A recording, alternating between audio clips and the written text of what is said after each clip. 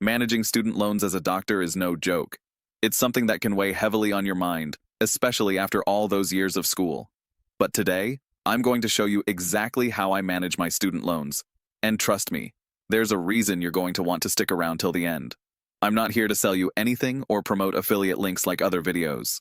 This is just real, no BS advice that I've used to take control of my financial future. For the first reason, I want to share a strategy that helped me quickly knock down a huge portion of my student loans: refinancing.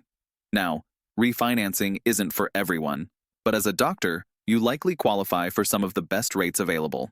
When I refinanced, I saved thousands in interest over the life of my loan.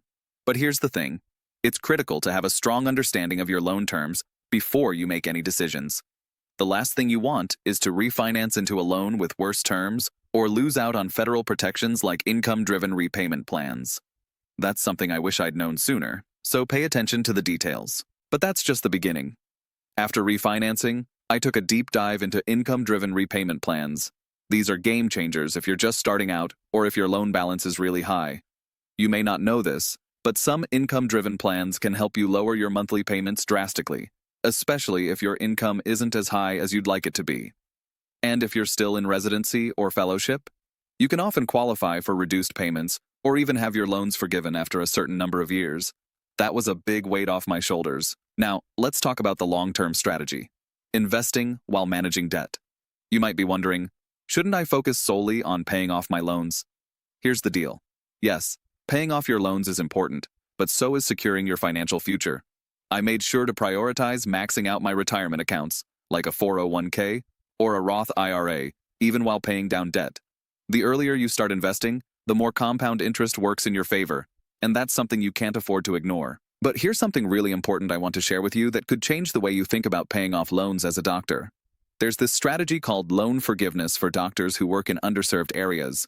You might be eligible for forgiveness through federal programs, and trust me, it can save you a huge chunk of money. But it's not a one-size-fits-all. Make sure you understand the requirements and deadlines for forgiveness, because if you miss a step, you could lose out on all that potential savings. I also want to mention something that many people overlook: budgeting.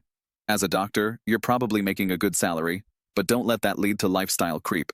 It's easy to fall into the trap of spending on luxuries that you don't really need. Keep track of your expenses and create a realistic budget that allows you to tackle your loans aggressively while also saving for future goals. Finally, I want to tell you about one of the most underrated aspects of managing student loans: mindset. When I first started out, I was overwhelmed by the sheer amount of debt I had. But over time, I realized that it's not about how much you owe. It's about how strategically you manage that debt. If you focus on staying informed, making smart choices, and constantly reevaluating your strategy, you can get ahead. If you've gotten value from this video and you appreciate content that's not trying to push you into hidden affiliate links, consider subscribing. I share real advice based on experience, no gimmicks, just pure value. Thanks for watching.